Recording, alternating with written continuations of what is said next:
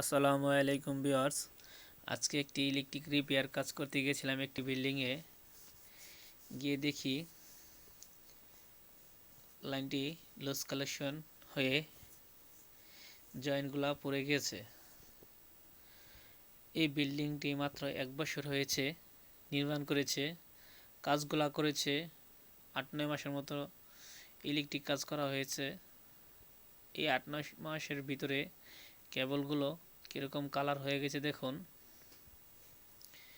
এই কেবলগুলা শোরুম থেকে কিনা, কোম্পানির নাম আমি প্রকাশ করব না, ভালো কোম্পানির, কিন্তু এই কেবলগুলা কেন ডুপ্লিকেট পড়লো বুঝলাম না। দেখুন কেবলগুলো আমি কাছে দেখাচ্ছি, নিয়ে দেখুন মনে হতেছে তার কেবলগুলার তামাগুলার টেম্পার লুজ হয়ে গেছে। কানেকশন লাগানো আছে, তারপরও লাইন এই কেবল দিয়ে পাস হইতেছে না।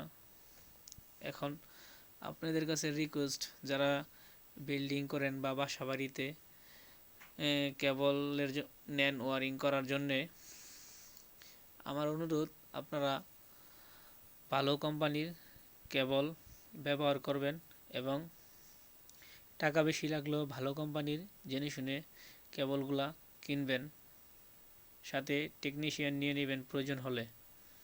আসসালামু আলাইকুম।